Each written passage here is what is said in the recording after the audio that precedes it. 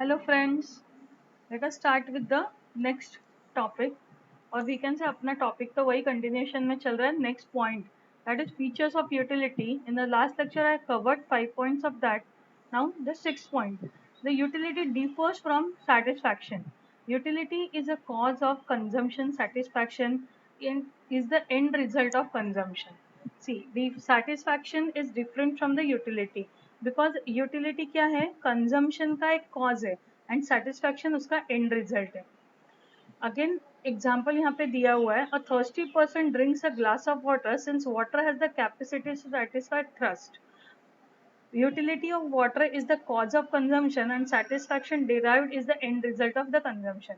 That means whenever we feel thirsty we drink the water.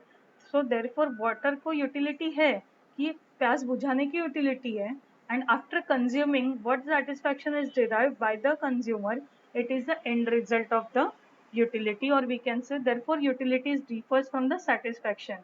एक simple मैं और एक एग्जांपल यहाँ पे आपको देना चाहती हूँ कि इट्स नॉट नेसेसरी कि हर बार आपको कोई भी चीज़ कंज्यूम करने के बाद सेटिस्फैक्शन मिले. जैसे अगर आप लोग पिक्चर देखने के लिए जा रहे हो, आपने पिक्चर पूरी मूवी देखी, मूवी देखने के बाद अगर बहुत अच्छी है तो बोलते हैं पैसा वसूल हो गया. दैट मीन्स कंजम्पशन, जो and result of the consumption क्या है कि वो अच्छा है, सेटिस्फैक्शन है.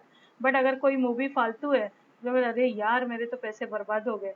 So it is the end result of the consumption. Just for the example I am giving you, nothing else like that.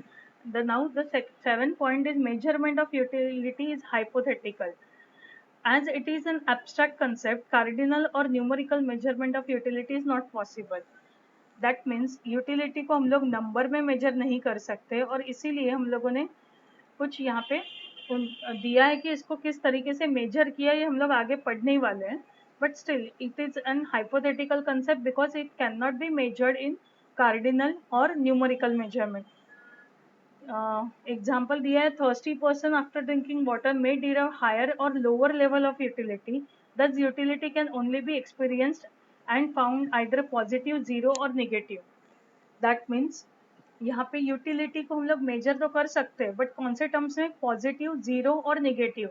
Negative utility is called disutility. Disutility मतलब जो मैंने अभी आपको बताया एग्जांपल, मूवी देखने के बाद आप बोलोगे कि अरे ये तो बहुत बेकार है, मेरे पैसे बर्बाद हो गए, that is the negative utility. Zero utility, हाँ ठीक है, एंटरटेनिंग था मूवी, बहुत अच्छा भी नहीं था और बहुत अच्छा है, दैट मीन्स पॉजिटिव यूटिलिटी. ये आप याद रखोगे एग्जाम्पल तो डेफिनेटली ये कंसेप्ट भी आपको याद रहेगा. Then the next point is utility is multipurpose. एक ही चीज के बहुत सारे यूजेस जब होते हैं then it is known as a multipurpose. A commodity can satisfy the want of more than one person. It can also be put to several uses. इसका बेस्ट एग्जाम्पल है इलेक्ट्रिसिटी. इलेक्ट्रिसिटी घर में सब जगह use हो रही है. आपके माइक्रोवेव ओवन के लिए है, मोबाइल के लिए है, पावर बैंक के लिए है, टीवी के लिए है, सबके लिए हम लोग इलेक्ट्रिसिटी यूज करते हैं. सो इलेक्ट्रिसिटी क्या है, ये ऐसी कमोडिटी है जिसके बहुत सारे यूजेस है. So therefore it is a multipurpose.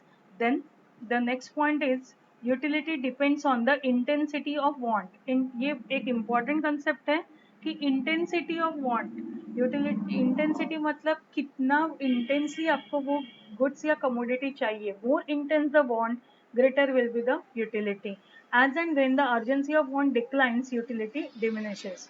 For example, a hungry person finds more utility in food than a person who is not hungry. That means जिसको बहुत ज़्यादा भूख लगी है उसके सामने अगर आप खाने के लिए कुछ ला दो तो तुरंत खा लेगा. तो वो जो रहेगा that intensity of want is more at this time. So it will definitely satisfy the consumer. But after eating that much of food, if we again gives the food to the same person, he will say no abhi I don't want. In that case the person वहाँ पे utility जो है वो diminish हो जाएगी, कम हो जाएगी. Okay, I think all of you getting clear about this. Then utility is the basis of demand. A person will demand a commodity only if it is gives utility to him. For example, a sick person has utility in medicine, hence he demands medicine. जब तक मुझे पता है कि मुझे ये चीज़ चाहिए, इससे मुझे कुछ ना कुछ यूज होने वाला है या कुछ सेटिस्फेक्शन मिलने वाला है, then only I demand for that.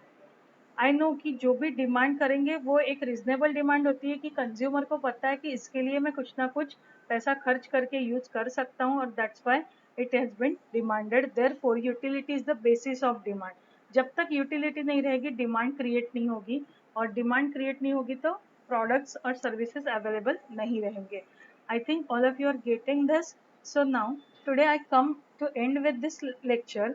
यहाँ पे हम लोगों ने अगेन 5 पॉइंट्स कवर कर लिए utility के। first 5 points in the last lecture, now this 5 points in this lecture.